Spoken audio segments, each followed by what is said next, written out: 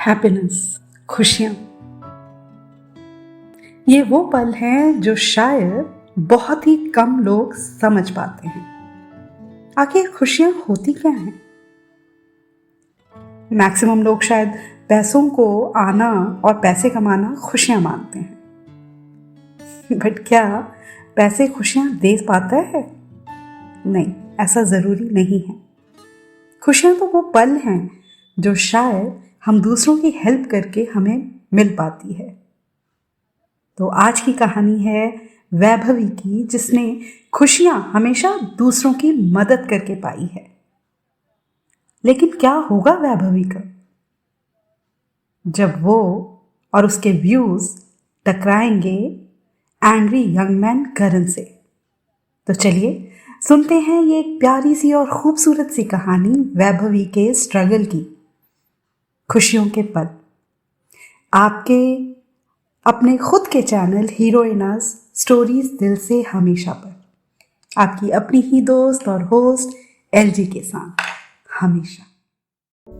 जब लाइफ की उलझनों से हार मान लो ना, तो सिर्फ शांति से अपनी धड़कनों को सुनने की कोशिश करना, और अगर वो सुन ना पाओ ना, तो कहानियों से दोस्ती कर लेना। यकीन मानो, कहानियां आपको बेस्टेस्ट सुकून के पलों से भर देंगी। तो चलो सुनते हैं ना, आपके अपने ही पॉडकास्ट हीरोइनास स्टोरीज दिल से हमेशा में, आपकी अपनी ही दोस्त और होस्ट एलजी के साथ हमेशा। मम्मा मैं लेट हो रही हूँ यार, प्लीज़ ब्रेकफास्ट ऑफिस में कर लूँगी, ओके? कहते हुए वैभवी ऑफिस के लिए तेज़ी से निकल पड़ी। आज ऑफिस में काफ़ी चहल पहल थी। सारा स्टाफ मीटिंग रूम की तरफ लपके जा रहा था। अल्फा मीडिया हाउस मेरा ऑफिस और मैं एसोसिएट थी सीएमडी सर की, mister Harpal Baba, our bestest boss. अभी जस्ट अपने वर्क स्टेशन में बैठी ही थी कि सर का फ़ोन आ गया। वैभवी, आपको 1 हफ्ते के लिए मनाली जाना है सुरवीन के साथ, न्यू सॉन्ग रिकॉर्डिंग है। अरे सर, मैं नहीं जा पाऊंगी इतने दिनों के लिए, और सुरवीन मैम के साथ कैसे जाऊंगी मैं? राहुल कहाँ है? बच्चे, आपको ही जाना पड़ेगा। Rahul is not well, okay? Just अभी 10 मिनट्स पहले उसकी कॉल आई थी।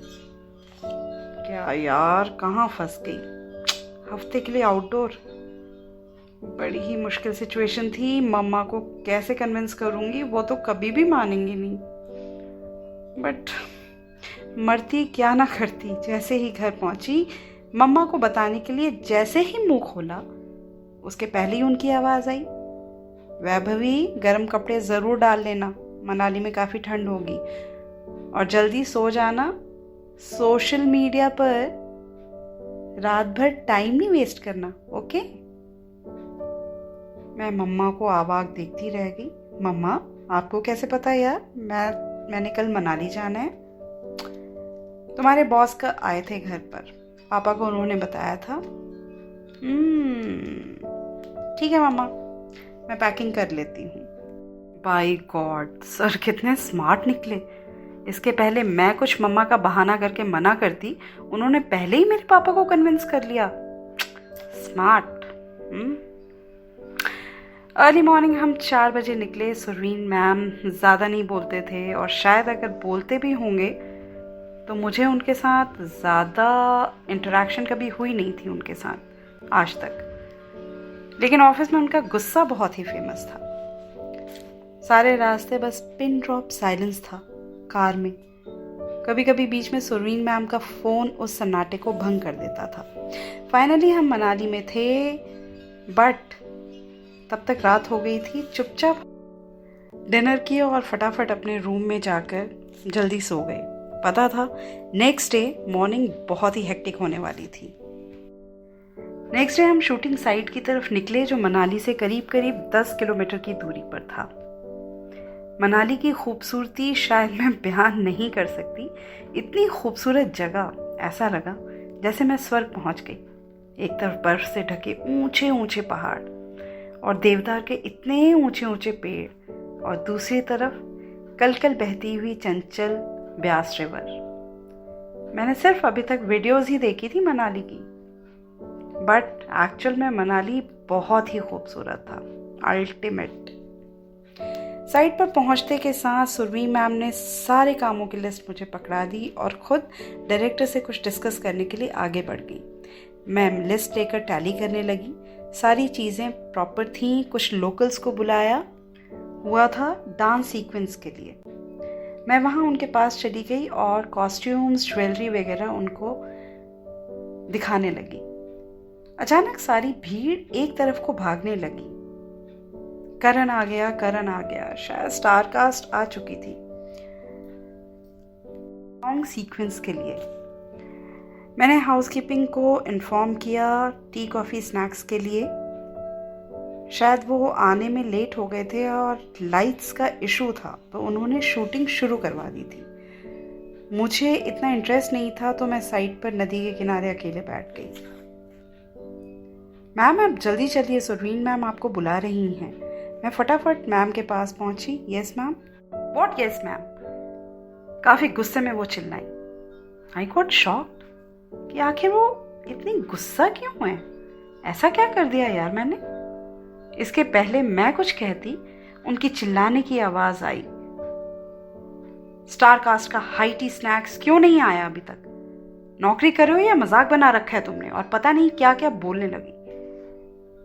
उनकी आवाज इतनी ऊंची थी कि सारा प्रोडक्शन टीम उनकी तरफ देखने लगा। और मैं, मतलब काटो तो खून नहीं, बिकॉज आज तक ऐसे किसी ने कभी भी मेरे ऊपर ब्लास्ट नहीं किया था यार। मैंने तो हाउसकीपिंग को इन्फॉर्म कर दिया था उसी वक्त, बट प्रोडक्शन हाउस ने शायद। इनफ। शर्म आती है तुम्हें? एक तो काम नहीं करना और ऊपर से आर्ग्यूमेंट। पता नहीं पापा ने कैसे तुम्हें हायर किया है यार, यूजलेस। कहते हुए वहां से वो चली गई। शाम घिर गई थी और मेरे पैर शायद जम गए थे। समझ नहीं आ रहा था एक्चुअल प्रॉब्लम क्या हुई थी। सारा स्टारकास्ट अपने अपने रूम में जा चुका था। मैं सारा काम करवा के नदी के किनारे की तरफ निकल गई और एक चट्टान पर बैठकर इस पूरे घटनाक्रम पर विचार करने लगी। फॉल्ट क्या था मेरा यार?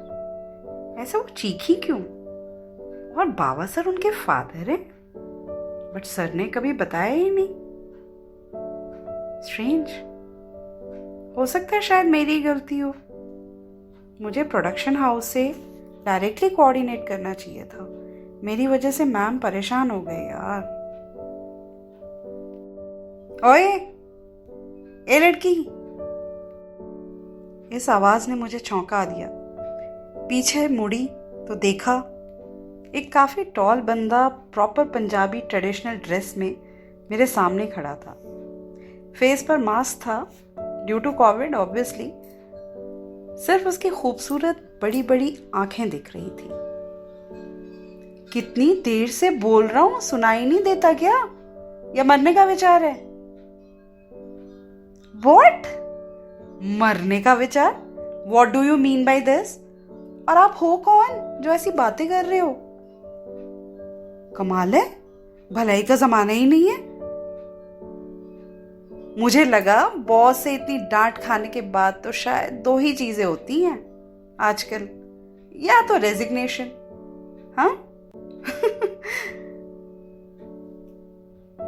या फिर तगड़ा सा रिएक्शन।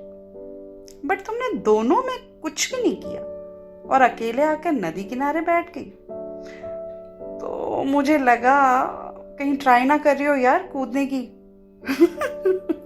और हंसने लगा। अरे मैं क्यों कूदूंगी भाई, मेरी बॉस हैं।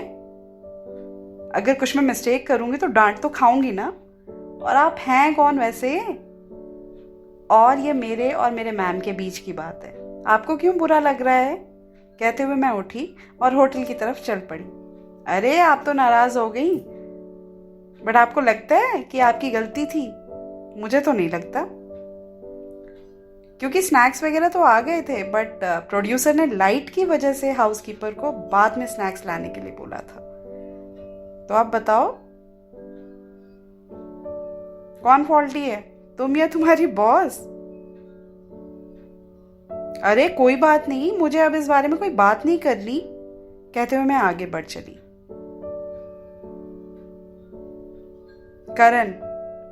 करण नाम है मेरा, एंड मुझे आपकी जैसी ही एसोसिएट रिक्वायर्ड है। ज्वाइन करोगी मुझे? क्यों? आपको क्यों ज्वाइन करूंगी मैं? I am happy with my present job. Really? Karan पास आ चुका था मेरे। आपको आपकी मैम ने आउट कर दिया है। What nonsense. एंड प्लीज बंद करो ये सब, मैं जा रही हूं। और आप भी अपने रूम में जाइए, मौसम खराब हो रहा है, बारिश शुरू हो जाएगी, बीमार पड़ जाओगे आप। Okay, good night and take care. मेरा ये कार्ड रख लो, अगर मूड चेंज हो तो कॉल मी, ओके? कहते वो अपने रूम में चला गया।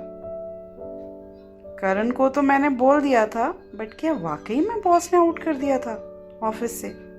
मैंने सर को कॉल लगाया रूम में जाकर, बट सर ने फ़ोन नहीं उठाया मेरा। तभी हाउसकीपर ने आकर मुझे इन्फॉर्म किया कि नेक्स्ट डे मॉर्निंग मेरे लिए टैक्सी हो गई और मुझे वापस चंडीगढ़ जाना पड़ेगा। नेक्स्ट डे मैं मैम से मिलने गई तो उन्होंने मिलने से मना कर दिया। अब तक शायद मेरा पेशेंस लेवल ख़त्म हो चुका था। To hell with this job यार, हद होगी, ऐसा क्या कर दिया मैंने? टैक्सी आ चुकी थी, बट मैंने उसे मना कर दिया और सामान लेकर बस स्टैंड की तरफ बढ़ गई। पीछे से काफी देर से कोई गाड़ी हॉर्न पर हॉर्न बजाते जा रही थी। कमाल है यार, पहाड़ों को भी हमने नॉइज पोल्यूशन से नहीं बख्शना क्या? क्या है? जोर से चिल्लाती हुई मैं पीछे मुड़ी। तो आखिर कौन था इंट्रूडर, पोल्यूशन करने वाला और हमारे पहाड़ों की शांति को मिटाने वाला? आगे की कहानी बहुत ही जल्द सुनना ना भूलें। अनएक्सप्लोर्ड डायरीज, कहानी आपकी और हमारी एलजी के साथ। तो आज की कहानी बस यहीं तक। अगली बार ज़रूर सुनना ना भूलिए हमारा पॉडकास्ट स्टोरीज दिल से हमेशा, हमारे चैनल हीरोइनास पे, जहाँ पर आप हमेशा सुनते हैं बहुत ही खूबसूरत और प्यारी प्यारी कहानियाँ जो आपके दिल को छूती हैं। तो अगर हमारी कहानी आपको पसंद आई है तो प्लीज़ लाइक, सब्सक्राइब और कमेंट करना और शेयर करना तो बिल्कुल ना भूलें। Thank you so much for watching it. Bye bye and अपना बहुत बहुत बहुत बहुत ध्यान रखिए।